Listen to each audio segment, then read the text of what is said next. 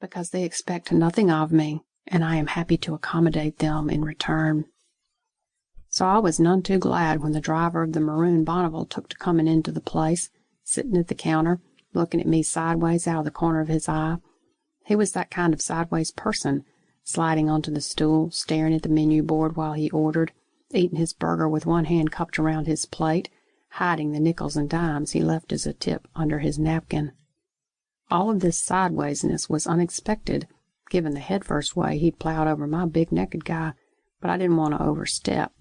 Lucky's might have been his place from way back, or he could have been there just because of me, or he might not even know who I was. So I asked, "You here because of me?" I ripped his ticket from the pad but didn't give it to him, just held it there where he could see it was ready. Tuna salad, iced tea, bag of chips, $4.85, plus tax. His eyes stayed low while he scratched a thin upper lip. I figured his silence answered part of my question. He knew I was the girlfriend, holding on to the big guy's hand when the Bonneville slammed into him. I wasn't wailing. I wasn't splattered with blood. I wasn't hugging a bony mess of a man, but I was all the same the girlfriend. Or I had been. I tapped the ticket against the counter, letting him know I wasn't giving it up until I got the rest of what I wanted. Something of what I was feeling must have communicated itself to Miss Lily, because she looked up from her tallying of receipts. The whirring of the adding machine stilled until she satisfied herself no beer bottles were going to be broken against noggins. Then she resumed with her flying fingers routine.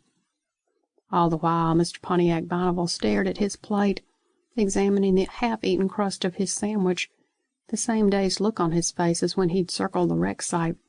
Circled and circled. "Miss Kelly," he finally said, "your friend, Mr. Martin Howell, lost this." He pushed back from the counter so he could rummage in his pants pocket, and lifted a gold chain into the air. He laid its dazzling length onto the counter. The cue ball hit its mark at one of the pool tables. A guy said, "Shit, give me another one." A beer hissed open. It was 12:30, lunchtime. I stuck my fingertip into the arc of the necklace and swirled the chain on the countertop. I'd scraped everything off the dresser looking for it. I'd picked through the toolbox and thrown every little hinge and washer across the room.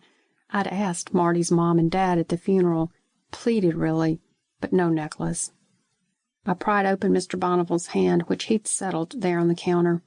Lifting the necklace by the chain, I let it drain into his open palm.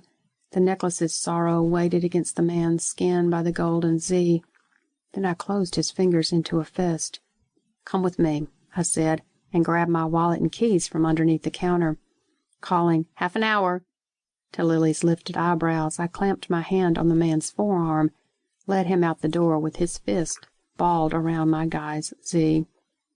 We walked down 3rd Street, the man's not-quite-short stride matching my not-quite-tall one, and I held on to his arm. We walked up the hill to the Times Daily offices, their boxy trucks gaping empty of newspapers, and I held on to his arm. We walked past the Community Ed Center and into Cherokee Heights, and still I held on to his arm. Once, just past the newspaper parking lot, I glanced over to see if the man's face betrayed calculation, to see if I was dragging along someone composing a getaway line. But he looked back at me as full frontal as he'd been since the grill of his car knocked and spun my guy while I tried to hold on, and he said, his eyes wider than necessary, "I owe you." I wanted to reassure him, but we had arrived at the Love Shack, so I unlocked